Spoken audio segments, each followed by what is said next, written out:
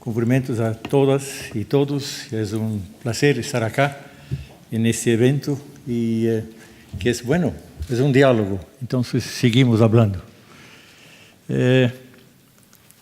Eso es un diapositivo que es un viejo conocido de todos ustedes, ¿no? Todos los oradores mencionaron la importancia de las ODS y como evidencia de eso, el año pasado también en Brasil hubo un seminario internacional que reunió diversos países de América Latina y Caribe, donde los representantes de los gobiernos presentaron sus planes de acción basados en las ODS. Entonces, las ODS son una referencia que cada vez más, ¿no?, está arriba en el top, ¿no?, de la agenda de los gobernantes.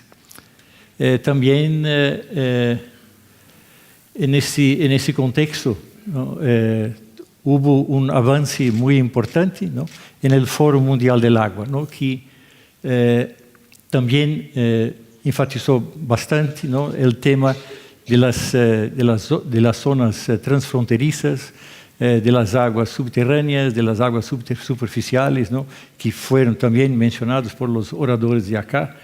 Y aquí, en ese caso también de América Latina, se puede ver la cantidad de cuencas transfronterizas que tenemos, los acuíferos transfronterizos que tenemos, y eso también es una cooperación, una oportunidad de cooperación sur-sur o entre países. Entonces, no solamente existe la cuestión técnica, pero también, como fue bastante mencionado en el Foro Mundial y en otros foros también, ¿no?, hay espacio para la hidrodiplomacia, para la hidrosolidariedad y sobre todo para la hidroética, ¿no?, en este contexto. Entonces, son oportunidades adicionales de diálogo. También fue muy enfatizado incluso en el foro también, ¿no?, ratificado por una declaración de los ministros que estuvieron presentes en este evento, ¿no?, la importancia, ¿no?, de contemplar estos temas que ahí vemos, ¿no?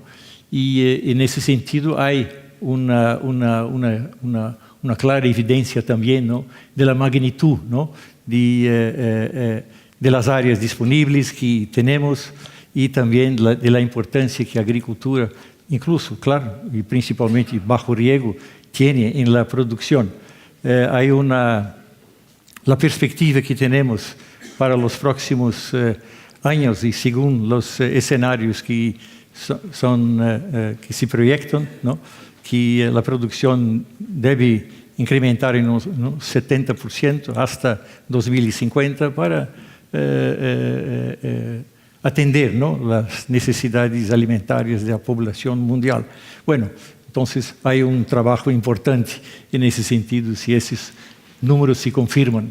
Es posible porque también todos los escenarios, ¿no?, que tenemos también del panel intergubernamental de cambio climático, ¿no?, demuestran, ¿no?, que los escenarios en general en el planeta, con la distribución de los recursos naturales, sobre todo de agua disponible, ¿no?, van a cambiar de forma importante. Pero hay tecnología para lidar con eso también, y también hay soluciones creativas basadas, ¿no?, en la naturaleza para lograr ese hecho también.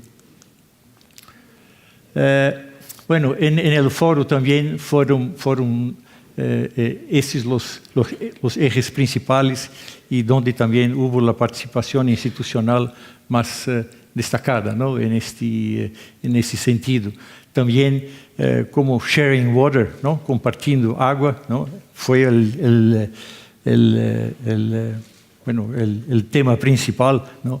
Todas las cuestiones que de ahí fueron derivadas, principalmente la discusión a nivel regional, ¿no?, con el proceso de diálogo con los países de la región, América Latina y Caribe, También tuvimos la oportunidad de hacer una gran encuesta pasado, ¿no? En el SurveyMonkey, ¿no? Es una plataforma de encuestas también poderosa, incluso también la Unión Europea adoptó un abordaje similar, ¿no? Para identificar las demandas y los puntos críticos, ¿no?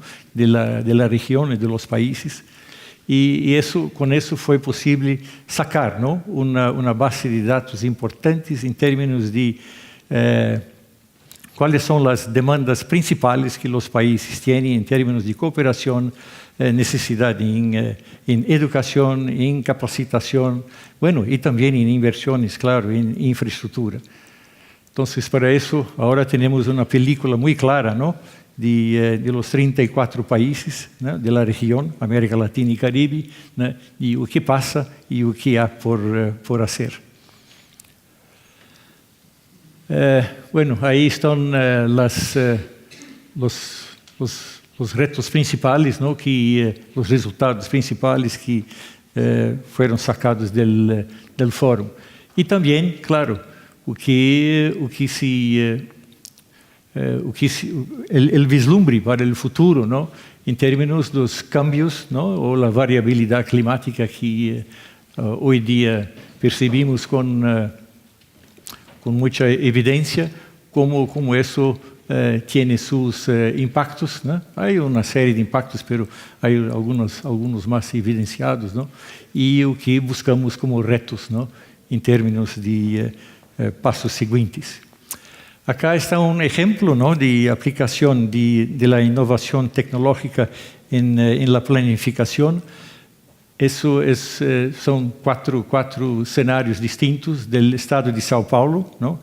En Brasil, donde el tema es café, es producción de café, es cultivo de café.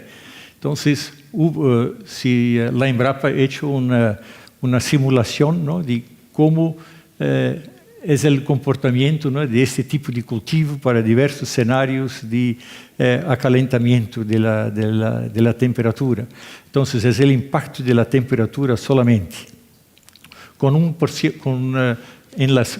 la situación actual, en términos de producción o de condiciones favorables del café, tenemos la parte izquierda arriba. Después, con un grado, ¿no? de acalentamiento, hay una clara disminución de la área cultivable. Con 3 quedamos así, y con 5 grados, bueno, es un escenario impensable, ¿no? Que sería el escenario pesimista del IPCC para el fin del siglo, ¿no? Solamente hay posibilidades de producir café en altas altitudes en la zona transfronteriza con Río de Janeiro. Bueno, eso fue hecho con 55 cultivos distintos, ¿no? Y que permite también un vislumbre, ¿no? de cómo es la situación solamente del punto de vista de temperatura. Bueno, hoy día no se produce prácticamente café en el estado de São Paulo, es solamente caña de azúcar. Entonces, eso también es una demostración, ¿no? de cómo hubo un shift, ¿no? de cultivo por variabilidad climática hoy día. Bueno, por eso es un instrumento importante para la planificación también de la infraestructura, ¿no? Porque ¿qué vamos a hacer con la infraestructura existente para toda la cadena de producción de café? Bueno, hay que deslocar eso todo, ¿no? geográficamente también. Bueno, también en los últimos tiempos que tuvimos también impactos importantes, ¿no? de la sequía en los grandes centros urbanos, y también en ese contexto hubo la necesidad de nuevos modelos, de implementación de nuevos modelos de gestión. Bueno, acá está o que mencioné anteriormente, entonces no voy a detenerme muchísimo en eso. Acá, de las demandas que levantamos también de los países, acá está también una imagen, ¿no? de cuáles son los puntos más importantes que la región pide, ¿no? como cooperación. Ahí hay mucha oportunidad para cooperación en ese contexto. Acá es un ejemplo específico, ¿no? de cuáles son las preferencias, por así decir, de 3 países. Y bueno, es básicamente, está muy fuertemente orientado, ¿no? para la producción de alimentos y la seguridad alimentaria, ¿no? También el rol del ICA en este contexto también, bueno, es fortalecer también las instituciones, los ministerios de agricultura, no solamente porque el mandato está bastante ampliado en ese sentido, ¿no? Estamos también con actuación en medio ambiente, en recursos hídricos de forma muy evidente también. Acá también, bueno, son las formas, ¿no? de conducir ese proceso todo, ¿no? que está en curso hoy día, ¿no? Con las visiones, ¿no? en diversos horizontes temporales, ¿no? También en términos de innovación, claro, la tecnología basada en la tecnología digital es fundamental. La aplicación de drones en control de plagas, ¿no? o de control biológico está ahí muy evidente para recursos naturales. Entonces, todo eso existe, pero no está en una escala necesariamente también disponible para el pequeño agricultor. Por eso el ejemplo de la oradora anterior es muy interesante, ¿no? En términos de disponibilización de tecnologías para el pequeño productor. Entonces es una oportunidad para cooperación. Las otras tecnologías que también se implementan hoy día, bueno, las tecnologías de bajo carbono, ese es un ejemplo muy interesante, donde tenemos la producción de... es una cadena productiva muy interesante, con producción de maíz, la porcinocultura, producción de metano, se produce energía para la finca, pero también para el sistema de distribución, y todo eso se transforma en créditos de carbono, y hoy día están recibiendo créditos de carbono por eso. Claro, por un precio un poco bajo hoy día, pero existe, funciona. Y las otras formas, ¿no? La integración agricultura, pecuaria, foresta, ¿no? Y siembra directa es una práctica ahora muy común en la región. Bueno, las tecnologías de precisión sí están también implementadas, sobre todo para en las áreas donde se producen las commodities principales. Como saben, Brasil es el mayor productor y exportador de soja hoy día, ¿no? También como modelos de gestión en los otros países, aquí es un ejemplo, creo que de Chile, también, y también que está también en cooperación con Bolivia, Venezuela y Perú, Suriname, donde hay este tipo de innovación también para disminuir la vulnerabilidad de los productores de arroz. También en términos de mantenimiento, ¿no? de canales de riego, también es una otra cosa. No es solamente construir, pero hay que mantener y operar la infraestructura después también, con instrumentos también de gestión apropiados. Seguimos con eso. Ese es un gran programa con el gobierno federal, ¿no? en Brasil, que se llama Interaguas, que busca también la interacción de 3 ministerios que ejecutan ese proyecto, ¿no? Y es con Banco Mundial también, y es solamente para organizar, ¿no? el sector de recursos hídricos del país. Hace 25 años atrás, cuando estaban en la formulación de la política de recursos hídricos y la ley de aguas de Brasil, había 13 ministerios involucrados en el tema agua. Hoy día son solamente 7. Espero que en los próximos 20 años tengamos 1 o 2, ¿no? en este proceso. Pero ahí también se desarrolló mucha cosa en términos de regulación, ¿no? de las utilities también y reuso de agua y también de control de pérdidas. Con eso también tenemos hoy día una configuración distinta, ¿no?, para la matriz hídrica, ¿no?, del país. Eso está en discusión, pero es aguas subterráneas, aguas superficiales, reuso de agua y control de pérdidas como manancial, porque hoy día las pérdidas están alrededor de 40 hasta 50% en el país. El reuso es prácticamente cero, entonces se puede considerar un manancial. Y también hay que poner un otro componente ahí, que es la productividad hídrica. Hay que producir agua. Entonces, desalinización o desalación es un componente importante para nosotros.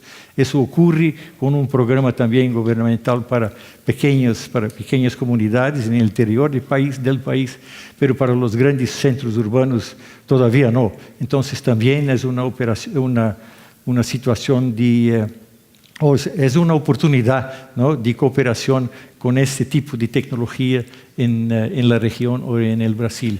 Bueno, acá hay una colección de publicaciones en el tema agua que producimos en los últimos tiempos. Debería haber hay un QR code ahí disponible, donde están todas las publicaciones. Entonces se puede sacar ahí una foto del code y todas las publicaciones estarán disponibles. Y es eso. Gracias por su tiempo.